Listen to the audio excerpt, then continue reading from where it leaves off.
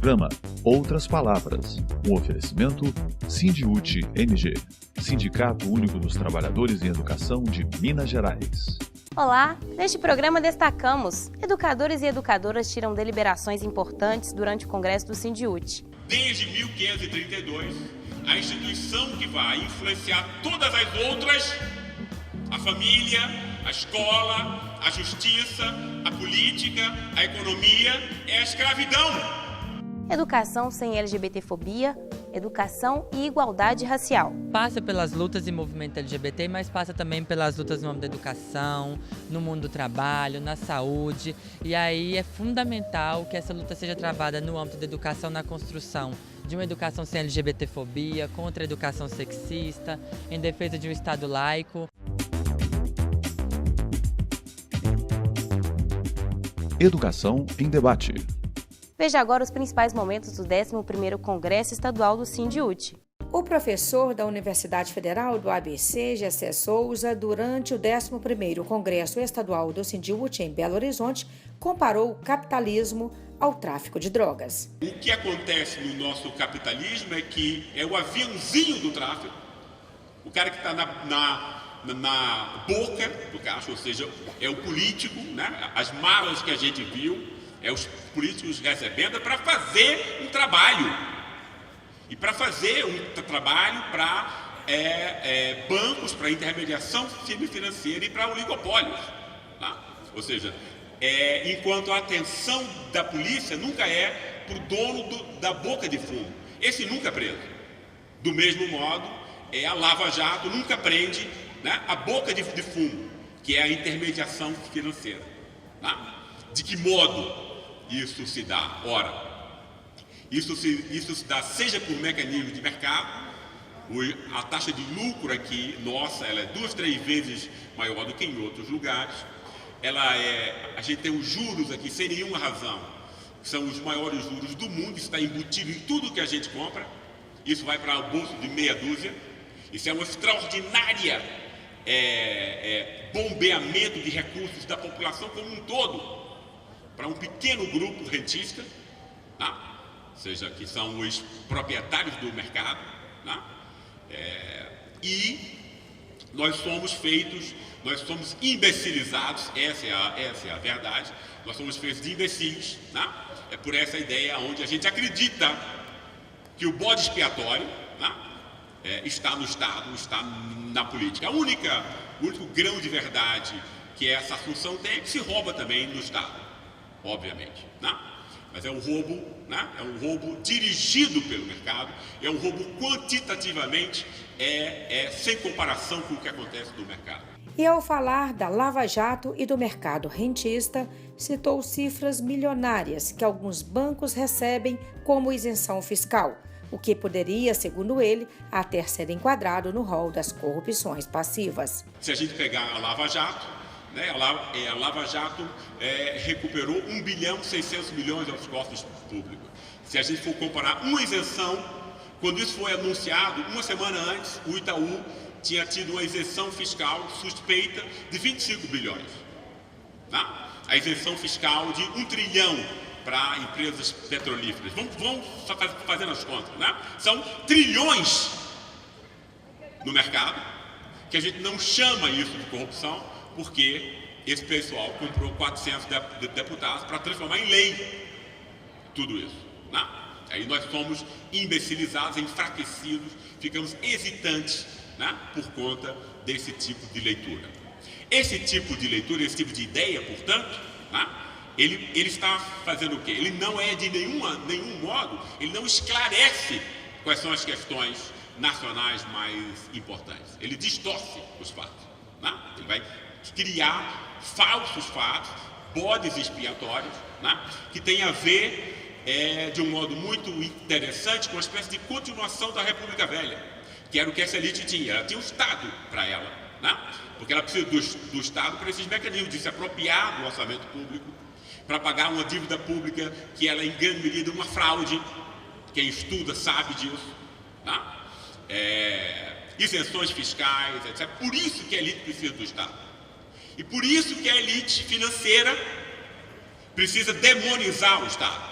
Por quê? Porque toda vez que o Estado tiver alguém que tenha a ver com o interesse das classes populares, você pode tocar a cantilena, como se é feito desde Getúlio Vargas, Jango, Lula e Dilma, né? Para expulsar os representantes populares, de algum modo, do aparelho de Estado, porque a elite precisa do Estado para ela, a captura dele, né? Ou seja, e a gente é completamente feito de idiota, a nossa capacidade de reflexão é tomada, né? Porque isso foi ensinado nas escolas, por pessoas que a gente admira, confia, nas universidades e por toda a imprensa. O professor também fez alertas sobre a exploração permanente que prospera em nosso país e disse que esse processo remonta ao período do descobrimento do país e tem raízes profundas na escravidão, cujo discurso liberal e hegemônico tenta a todo custo evitar.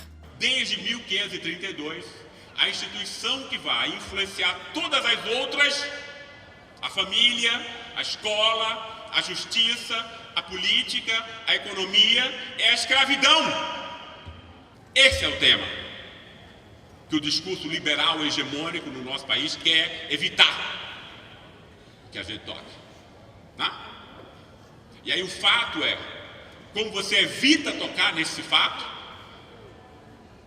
e a escravidão não é só um dado econômico, a escravidão é um dado moral, político, cultural, tá? Você só escraviza quem você despreza e humilha, você só escraviza quem você desumaniza, você só escraviza quem você transforma em subgente, tá?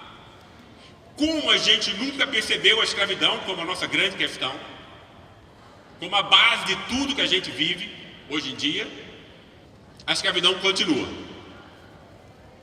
Ela não continua no trabalho escravo apenas, que é um trabalho que é uma quantidade marginal de pessoas, né? A escravidão continua marcando a nós todos, todas as classes.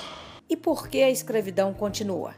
A escravidão continua porque o que a gente chama de excluídos e marginalizados entre nós, que são 70 milhões, reproduz a mesma forma da não-família que caracterizava o escravo. A dificuldade em formar a família monoparental, a ausência de estímulos que são transmitidos de uma geração para outra. Isso é que é classe.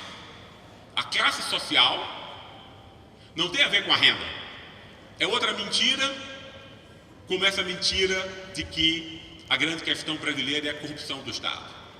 Não é isso? Ora, renda é uma coisa que você tem quando você é adulto. Né? E alguns ganham 1 milhão e outros ganham 500 reais. O que é que nos ajuda a saber isso? Né? Que um ganha 1 milhão e outro ganha 500 reais. Isso é o resultado. O que importa é saber o que é que fez, o que foi que aconteceu, que alguns ganhem 1 milhão e que outros ganhem 500 reais. Essa é a questão real, é ou não é? Né? Isso você só sabe quando você vê a adolescência desse adulto, né? Que tem essa renda, a infância dele. Se ele chegou na escola como vencedor com 5 anos, né? Porque tem heranças invisíveis na classe. A herança não é só econômica, a herança pode ser de reservas de afeto, pode ser de transmissão de hábitos de leitura, de pensamento abstrato, de autocontrole, disciplina, que, por exemplo, a classe média tem de graça, de mão beijada, desde o berço. Isso é classe. A classe é o que, então? A classe não é a renda é só um efeito. A classe é reprodução de privilégios, pessoal. Sejam eles positivos, sejam eles negativos. Macota Celinha Gonçalves, coordenadora do Senarab, falou de dados contundentes que mostram o quanto a população negra é marginalizada e violentada neste país. Ela apresentou durante o congresso do Sindiúti dados que revelam que as pessoas negras, ao saírem de casa, têm 23,5% de chance a mais de não retornarem. Nós somos 78,9% da população brasileira. E nós somos, de cada 100 assassinatos, 71 dos mortos são negros. Nós, segundo os dados estatísticos do Atlas da Violência de 2017, nós temos 23,5% de chance de ser assassinado. Isso já descontando efeito de idade, escolaridade, sexo, status, viu tudo. O meu filho Diogo está aqui. Eu viro para o Diogo quando ele vai sair, vai, Diogo, a identidade. Eu nunca me preocupo com o agasalho.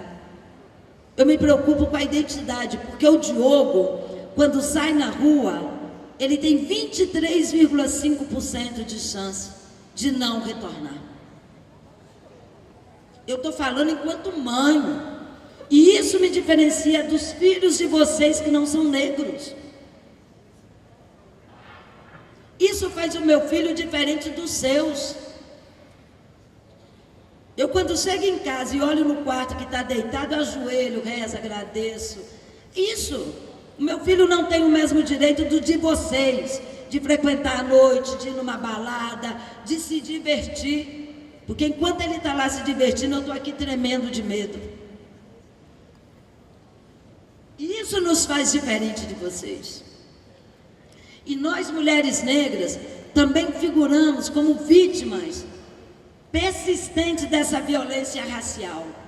Enquanto a mortalidade entre as mulheres brancas, amarelas e indígenas caiu 7,4% entre 2005 e 2015, entre nós o índice subiu 22%. E nós também somos as maiores vítimas da violência obstétrica, 65,4%, e pela mortalidade materna, 53,6%, de acordo com os dados do próprio Ministério da Saúde da Fiocruz. Nós ainda morremos de parto, nós ainda morremos nas mesas dos hospitais, das maternidades, em muito maior número do que as mulheres que não são negras. E nós também somos as campeões no sistema prisional. Mais da metade da população carcerária, 61,6%, é de pretos e pardos. E o Brasil é o segundo maior lugar do mundo, a quarta maior população do mundo em prisioneiros. 61,6% desses presos têm a cor da minha pele, da dele. Ainda são os homens negros nossos que são presos. Ainda são os nossos filhos que são mortos.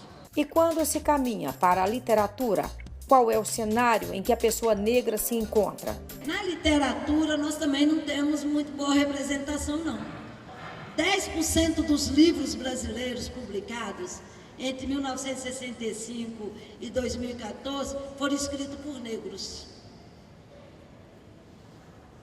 E os personagens da literatura é pior ainda. 60% são brancos, homens, e 80% deles brancos. E quando os nossos personagens aparecem, normalmente é bandido, é vilão, tá acorrentado, né? Tá escravizado. E o cinema também é outra realidade. Só 2% dos diretores de filmes nacionais são negros. Atrás das câmeras não foi encontrada nenhuma mulher negra como diretora. E também dentro dos filmes, 31% dos filmes nacionais, 31% tem personagens negros, sempre interpretado personagens associados à pobreza e à criminalidade. Quando a Globo fez uma novela e pôs uma personagem negra como principal, eu sempre gosto de falar disso. A novela chamava A Cor do Pecado. Ainda somos vistos dessa forma. Não há como negar que o Brasil é um país racista e excludente. Mas existe sim, de acordo com Macota Celinha, a esperança desse cenário mudar. E essa esperança, segundo ela, reside na educação. Toda a transformação que nós queremos, ela virá através da educação, de uma escola libertadora, livre e que principalmente entenda que quando o meu filho está lá, ele vai carregado com sua história, com sua ancestralidade, com sua tradição, e ele não é uma pessoa perdida dentro de um oceano educativo. Então, essa é, para mim, a principal forma de me dirigir a vocês. Dizer o seguinte: nós somos muito felizes, enquanto negras, negros, macumbeiros, evangélicos, seja o que for, nós somos extremamente felizes, e o que nos faz resistir é exatamente essa felicidade ancestral, porque nós sobrevivemos a muita coisa nesse país. Muito obrigada. Uma educação sem LGBTfobia e a luta dos movimentos sociais, populares, estudantis organizados para enfrentar uma sociedade LGBTfóbica. O Congresso do Sindiúti também pautou esse debate. Olha, essa luta passa fundamentalmente pela resistência da classe trabalhadora.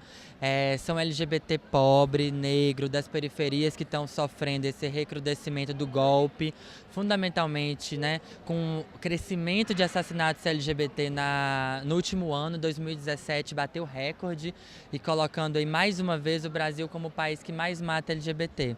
Passa pelas lutas e movimento LGBT, mas passa também pelas lutas no âmbito da educação, no mundo do trabalho, na saúde, e aí é fundamental que essa luta seja travada no âmbito da educação, na construção de uma educação sem LGBTfobia, contra a educação sexista, em defesa de um Estado laico e, sem dúvida nenhuma, a parceria e articulação de todos os movimentos da classe trabalhadora organizados para enfrentar essa sociedade LGBTfóbica é fundamental. Acho que, nesse sentido, o diálogo com outras categorias, com professores, estudantes, é muito rico para a gente enfrentar todos esses limites, esses desafios. Sem dúvida, é só com a nossa organização popular e coletiva que a gente vai enfrentar o capitalismo, o racismo e o patriarcado. Ô Leonardo, e a sociedade está vindo junto?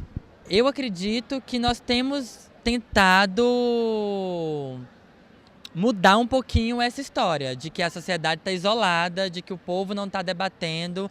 Eu acho que as paradas LGBT, as marchas contra a homofobia, as caminhadas lésbicas... A própria eleição, né, da comunidade que representa, né? Maior participação dessas pessoas nesses cenários, não só do ponto de vista institucional, mas nos próprios movimentos, né? Então a gente tem visto, por exemplo, vários movimentos como o MST, como o MAB, o Sindiúti, se preocuparem em discutir também diversidade sexual dentro das suas próprias organizações, ou seja, dentro e fora do movimento social a gente vai tentando ocupar esse espaço. Mas isso ainda não é suficiente, temos que disputar as consciências, temos que disputar as lutas de massa, né? Então eu citei aqui o exemplo das caminhadas, das paradas, é um espaço importante da gente estar ali politizando, né? Contribuindo para que ele esteja no rumo certo da resistência contra o golpismo e contra a retirada dos direitos. Profissão educador e educadora. Uma profissão linda que enche de orgulho quem fala dela. A profissão de ensinar.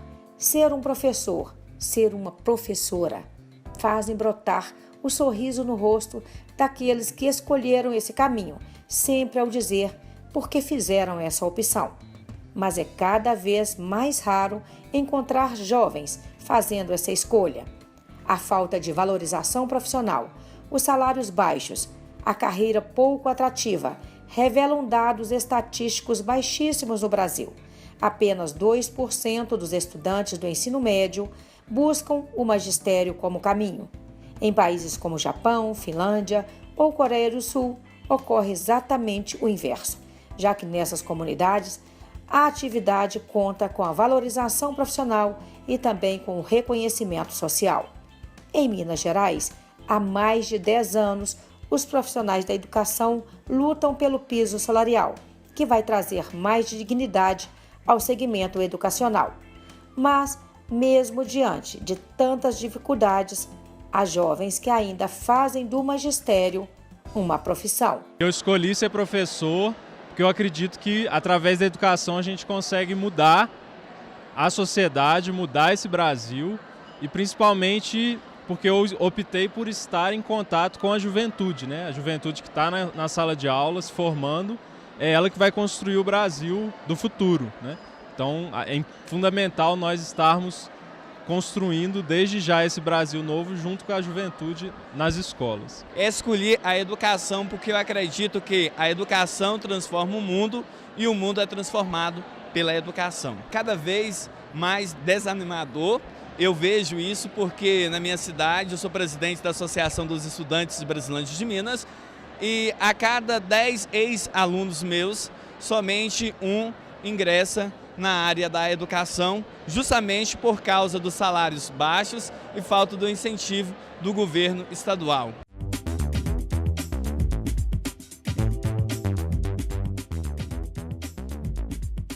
Elas não estão pouco prosa. Saiba por quê. Bernadette, durante o 11º Congresso Estadual do SINDIUT, você falou do tanto que essa lógica atual ela é perversa para as mulheres. Queria que você pontuasse o que as mulheres perdem com a situação do Brasil de hoje. A gente vê que quando a gente vive num lugar onde que a gente tem a redução, né, daquilo que a gente chama da democracia, dos espaços onde a gente pode falar, agir, também é uma redução daquilo que são os nossos direitos conquistados. Todas as vezes que a gente perde direitos, né, restringe a democracia, nós mulheres também somos aquelas que sofremos mais, né, porque somos mais impactadas por isso. Então, se a gente está dizendo, por exemplo, que nas primeiras medidas, né, que o governo golpista aí tomou, ele congelou por 20 anos os investimentos, né, em saúde e educação.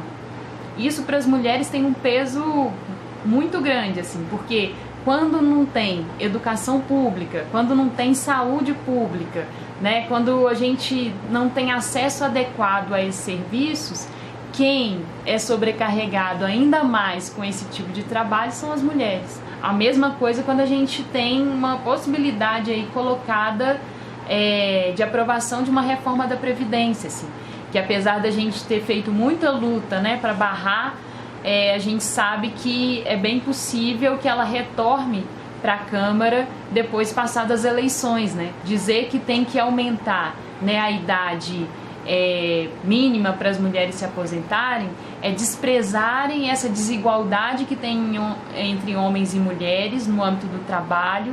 O conjunto dessa reforma da Previdência é um ataque perverso, né, a todos os trabalhadores e trabalhadoras, mas sobretudo as mulheres, as trabalhadoras rurais, né, que mudam o seu regime, né, de previdência, que também é um fator que não é menor, porque a gente devia compreender o que é, né, o fator da reforma da Previdência para as mulheres trabalhadoras rurais, mas também, sobretudo, aquelas mulheres também que estão nas profissões que teriam possibilidade de uma aposentadoria especial, né, e são muitas vezes as profissões que têm, em grande maioria, mulheres, como as professoras, né, não vão poder ter isso também. Agora tudo é possível de negociar. Então, por isso a flexibilização. Então, suas férias é possível negociar, sua licença maternidade é possível negociar, sua carga horária é possível entrar em negociação. Então, antes, coisas que eram ditas imutáveis, vamos dizer assim, né? Se você tem direito a 120 dias de licença maternidade, isso era um direito garantido, né? Tipo assim, se você tinha 30 dias de férias, né, anuais, isso também era uma coisa que não era mutável, assim, né? Com a reforma trabalhista, isso não necessariamente é assim. É possível negociar. Então, isso para as mulheres é um impacto muito grande, assim, né? Porque imagina, você não ter possibilidade de ter licença maternidade, né? Isso significa, inclusive, muitas vezes, uma menor manutenção de mulheres, né? Que possam...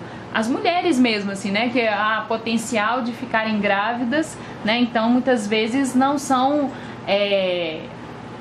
empregadas, né? Tipo assim, porque já tem aquela possibilidade ali. Então, assim, as mulheres têm menos possibilidade de negociação, né? Então, a gente já vê isso, assim, a gente já vê que em categorias, inclusive, onde as mulheres estão presentes, mas são minorias, a gente vê que esses direitos agora nem são mais pautados nos acordos, né? Se já era difícil pautar alguns direitos das mulheres, agora com a reforma trabalhista isso ficou quase que impossível, assim, sabe? Divulgaram uma notícia cujo título é Pulando Cerca. Ibirité é a cidade mineira onde mais se trai. E na notícia falava que era uma pesquisa embasada em um site de relacionamento e que as mulheres de Ibirité traíam mais que o dobro que os homens traem. Os jornais soltam essa notícia e as mulheres de Ibirité começam a denunciar para algumas deputadas da Assembleia Legislativa que elas estão sofrendo agressões baseadas nessa notícia, de que não necessariamente elas estavam traindo, mas elas estavam sendo acusadas disso pelos maridos. E aí a Comissão de Mulheres da Assembleia está querendo discutir essa representação que a mídia faz das mulheres, né? E queria te perguntar, Bernadette, qual a sua opinião sobre essa situação toda e da representação da mulher? A gente vê uma notícia dessa, né, publicada sem o menor cuidado, né, significa da característica também, dessas características do machismo e do patriarcado, perpassar também essa lógica da mídia, né, tipo assim. Então a mídia muitas vezes aborda as mulheres como ainda uma mercadoria, né? Então a gente vê isso, né, nos diversos espaços onde que aparece a figura da mulher, o corpo da mulher ainda é utilizado para vender muita coisa, né? Tipo assim, a gente pode até falar de mudanças, né, de estética, mas a gente sabe que isso ainda é o padrão e muitas vezes reforça essa lógica também do poder dos homens sobre as mulheres, né? Tipo assim, então os homens são proprietários do corpo e da vida das mulheres, assim. Então a violência muitas vezes aparece nesse lugar, inclusive, de manutenção das mulheres nesse lugar. Quando a gente está falando das mulheres, nós não podemos fechar os olhos para uma categoria, para um segmento que sofre mais. Ela é mulher, ela é penalizada. Ela é pobre, ela é penalizada de novo. E ela é negra, ela é penalizada mais ainda.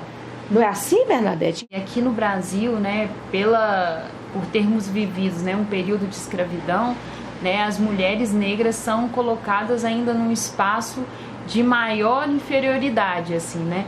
Muitas vezes vem como, inclusive, fruto, né, ou resquício desse lugar feudal, de que as mulheres negras são para servir. Um outro elemento que também vem desse período da escravidão é uma hipersexualização do corpo das mulheres negras também. Sim, né? Claro. Muitas vezes as mulheres negras são olhadas com essa perspectiva, né? Sim. Tipo assim, da sexualização, né? Tipo assim, e aqui no Brasil, né, a mulata, né? Tipo assim, é colocada, e é isso muitas vezes que é vendido para fora também, né? Se a gente vai para fora do Brasil, quando a gente vai conversar com outras pessoas lá, o olhar que eles têm, inclusive das mulheres aqui, são mulheres negras e mulheres hipersexualizadas, assim, né? No dia 25 de julho é o dia latino-americano, né, e afro-brasileiro da mulher negra. Principalmente aí nesse mês, nesse dia 25 de julho, também a gente começar a refletir sobre esse processo, né,